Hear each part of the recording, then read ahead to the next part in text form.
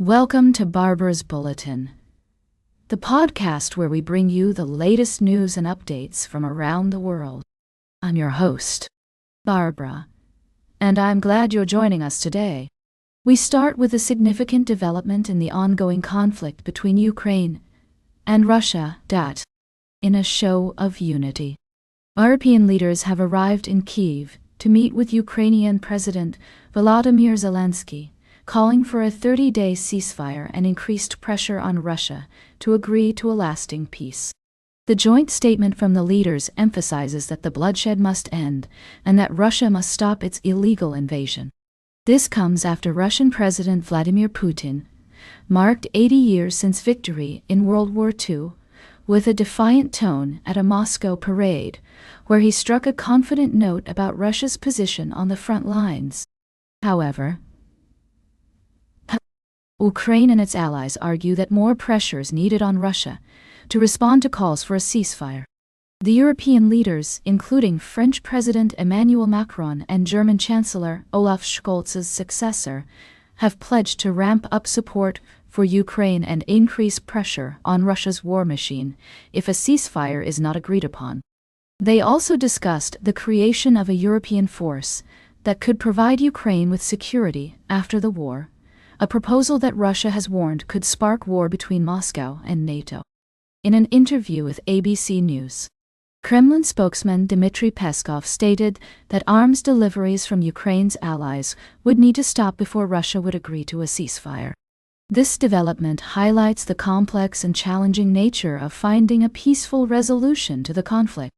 It's essential to consider multiple perspectives on this issue, as the situation is intricate and multifaceted.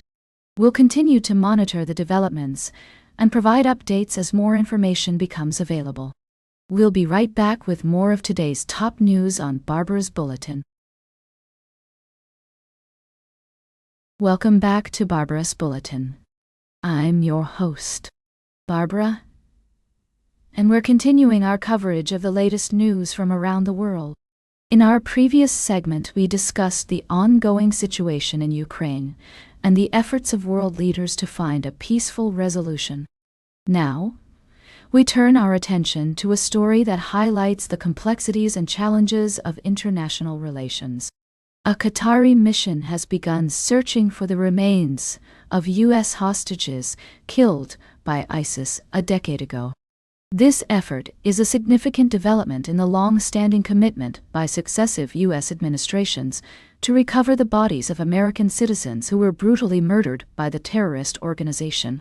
According to sources briefed on the mission, Qatar's International Search and Rescue Group started their search on May 7, accompanied by several Americans.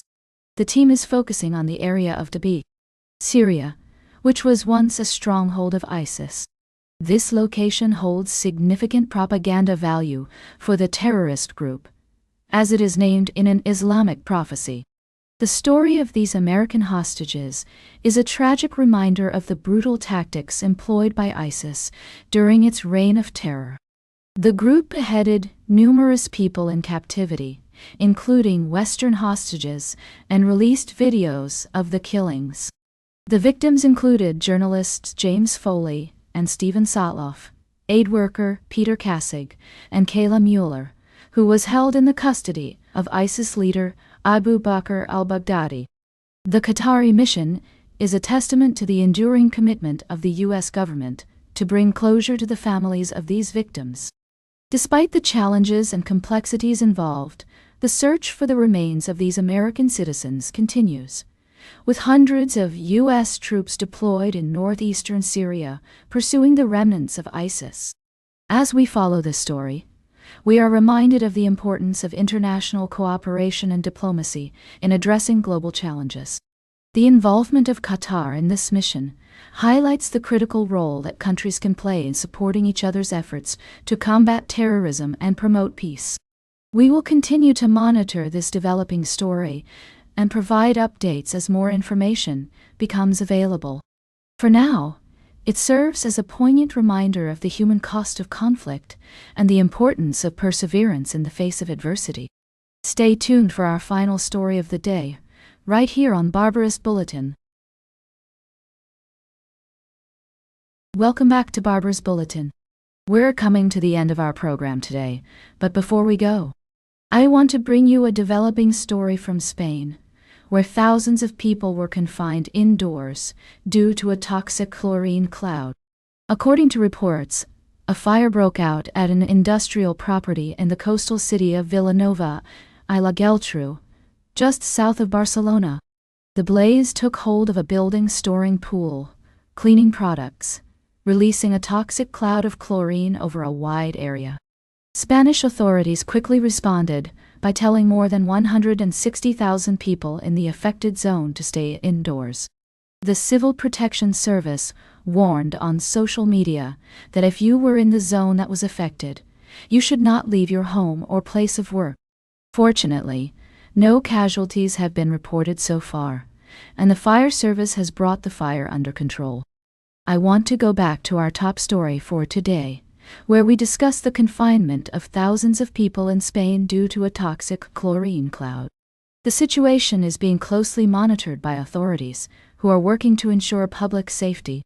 Now, I'd like to share some updates on this story. According to the latest reports, the fire has been stabilized, and the toxic cloud is starting to dissipate. The regional government has lifted the order that confined people indoors, and life is slowly returning to normal in the affected areas. The cause of the fire is still under investigation, but the owner of the industrial property, Jorge Vinuales Alonso, has suggested that it might have been caused by a lithium battery. It's a reminder of the importance of taking precautions when handling potentially hazardous materials. As we wrap up today's program, I want to remind you all to stay informed and stay safe. If you're in an area affected by this or any other incident, please follow the instructions of local authorities and take necessary precautions to protect yourself and your loved ones. That's all for today's Barbara's Bulletin. Remember to like, share, and subscribe. And until next time, stay engaged.